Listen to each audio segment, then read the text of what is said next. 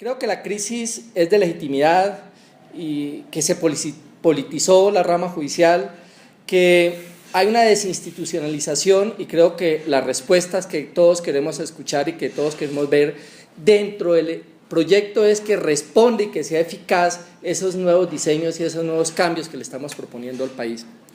Yo creo que otra pregunta que es importante es qué es lo que va a cambiar, qué es lo que está cambiando y si estos cambios realmente convienen y si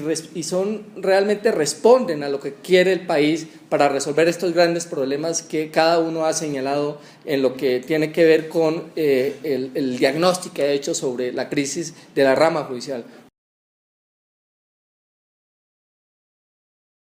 Sobre esta segunda pregunta, yo me haría la siguiente reflexión, y es que la idea que se nos está vendiendo es que es simplemente un cambio de nombres y que en esencia va a seguir existiendo el Consejo Superior de la Judicatura. Pero si lee uno el detalle de las ponencias, se encuentra que efectivamente el Consejo Superior de la Judicatura desaparece y se crea un sistema de gobierno judicial con unos órganos que no tienen un carácter permanente, sino transitorio, integrado por el Consejo de Gobierno Judicial, la Junta Ejecutiva de Administración Judicial, una gerencia de la rama y una dirección de la magistratura. Y eso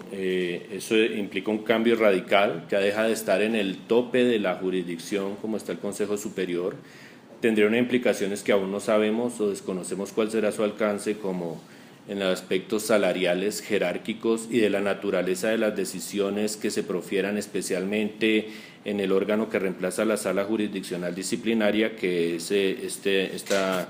comisión disciplinaria. No sabemos si podemos válidamente seguir sosteniendo que sus decisiones son jurisdiccionales o se vuelven meros actos administrativos, teniendo en cuenta que desaparece su competencia judicial para resolver conflictos de competencia y para conocer de tutelas. Entonces son preguntas que nos llevan a lo mismo que dijimos, que se dijo en el cambio del articulito de la reelección. Aparentemente es un tema meramente formal, pero las implicaciones para la rama judicial son muy grandes y podría terminar de descuadernar la poca coherencia que traía de 1991. La actual reforma al equilibrio de poderes, que incluye digámoslo así, una parte a la rama judicial, sí tiene algunas ventajas. Por primera vez se incluye en un proyecto en la cúspide de la Administración de Justicia a un magistrado de un tribunal, a un juez de la República y a un empleado judicial. Sin embargo, pues considero que esta estructura en la cúspide, pues como incluye a los presidentes de la Corte Suprema, de la Corte Constitucional y del Consejo de Estado, me parece que existiendo 679 magistrados en todo el país, la representación de los tribunales es muy poca, y teniendo en cuenta que existen 4.500 jueces en todo el país, un solo juez también resulta con una participación pobre, y que existen aproximadamente unos 20.000 empleados judiciales, de manera que en la cúspide, aunque se nos ha tenido en cuenta a los magistrados, a los jueces y a los empleados de la rama judicial, me parece que la participación no es completa. Y además no se especifica que estos empleados sean de carrera y por respeto al canon constitucional, el artículo 125, tanto el magistrado como el juez como el empleado deben ser empleados de carrera. En cuanto a la gerencia de la rama judicial, me parece que reemplaza con acierto la estructura administrativa de las salas administrativas seccionales y la sala administrativa nacional, pero me parece que esa gerencia debe ser desconcentrada a nivel seccional en lo que toca a la parte administrativa y básicamente en la contractual, para que no se concentre el poder en el gerente de la rama judicial. En cuanto a la dirección de la magistratura, que se encarga de administrar la escuela judicial, la carrera judicial, se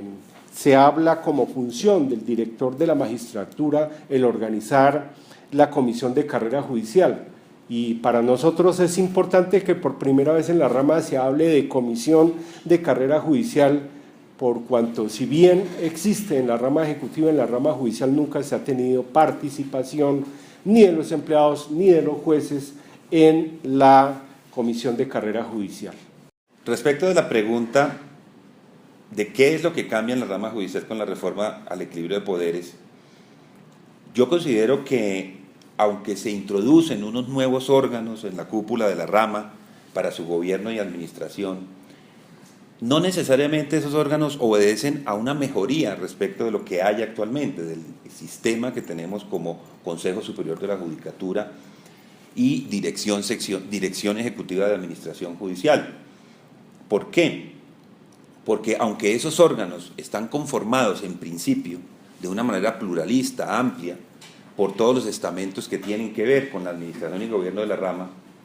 es a la ley estatutaria a la que le está dejando el mismo legislador, el mismo constituyente derivado, en este caso el Congreso, la labor de determinar efectivamente cuáles van a ser sus funciones y cómo se van a conformar. Es decir, toda esta reglamentación de estos nuevos órganos va a estar en una ley estatutaria en la que esperaríamos tener una participación muchísimo más amplia y decisiva, los que tenemos que ver con la administración y gobierno de la rama judicial. Pasa un poco entonces en este caso como una casa que se pinta, que se remodela, que se le da un nuevo aire, pero que en esencia en sus estructuras no está cambiando. Si vemos, por ejemplo, el Consejo de Gobierno Judicial es un consejo que estará aún imbuido de que 3 de sus miembros sean los presidentes de las altas cortes, en desmedro de la participación democrática de los otros miembros, magistrados de tribunal, jueces y empleados, con además la injerencia indebida del ministro de Justicia, que no tiene asuntos que ir a debatir con la rama judicial en estos aspectos. Más que pretender ser pesimista, lo que voy a hacer en esta oportunidad es ser crítico con respecto a los cambios que se proponen en la reforma al equilibrio de poderes, en el sentido de que finalmente es posible que haya un cambio de instituciones, pero las personas van a ser las mismas, con las mismas pretensiones.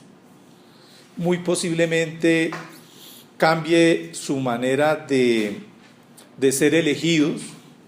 la manera de ser integradas esas nuevas corporaciones.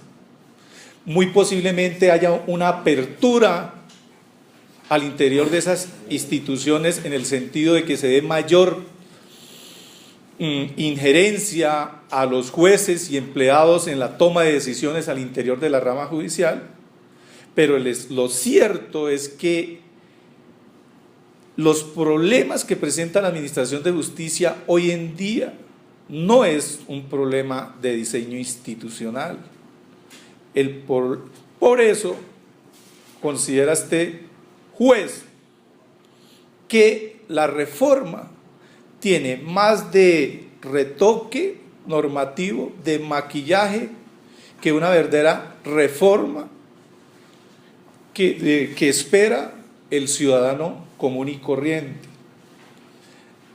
¿Por qué lo decimos? No vemos por ningún lado que se vaya a fortalecer la independencia judicial o, si se quiere, la independencia del juez. Todo lo contrario, se están construyendo a través de esta reforma una serie de mecanismos para coartarle la libertad a los jueces, y lo digo en el sentido de que quiere maximizarse el proceso de vigilancia y control con respecto a las decisiones que estos emiten, fortaleciendo aún más y haciendo más expedito el mecanismo de la investigación disciplinaria, de la investigación penal y sobre todo a través de lo que se ha venido configurando como es el fenómeno de la unificación jurisprudencial. Entre los cambios que se están proponiendo, muchos nos inquietan, pero principalmente cómo está conformado el Consejo de Gobierno, ese Consejo de Gobierno Judicial en donde hay un representante de cada corte, pero también un representante de un tribunal, de los tribunales, de los jueces y de los empleados, y como también el ministro de Justicia. Nos preocupa porque de por sí ya vemos que no es equitativo, es decir, está representando a las altas corporaciones 3 magistrados de alta corporación, cuando debería ser uno, o por lo menos en el criterio de algunos de nosotros debería ser uno. Eso es una amenaza, y otra es que se reúne 4 veces o menos al año para fijar las políticas de la rama judicial. Eso consideramos que es muy poco tiempo, y realmente resulta que siendo un consejo de gobierno judicial decorativo, y no realmente que fije las políticas. También nos preocupa la administración de la carrera judicial, cómo es que se va a organizar, porque vemos que depende de la dirección de la magistratura, que es una persona que allí es elegida y que es la que prácticamente va a decidir sobre todo, sobre la escuela judicial, sobre la carrera, pero no vemos una verdadera organización de comisión de carrera judicial que tenga vigilancia, que tenga control, sino simplemente una persona que crea las listas, que inicia un concurso, pero no sabemos cómo va a manejar en la práctica esas elecciones. Me parece que esto es más negativo que positivo. Hoy en día las elecciones los hacen los tribunales, ¿sí?, de las listas que presenta la Sala Administrativa del Consejo Superior de la Judicatura. Esta propuesta de consejo de carrera, de comisión de carrera, no lo vemos como debería ser. Debería ser que se mejore y no que haya una desmejora y no se nos garanticen los derechos adquiridos de carrera a los que ya estamos de carrera, a los que están por venir. Es decir, las reglas de juego frente a la administración de la carrera no están claras, y nos preocupa que lo dejen simplemente para la ley estatutaria, y en un evento dado eso puede poner en peligro la carrera judicial, que creo que es el mayor tesoro que tiene la rama judicial hoy.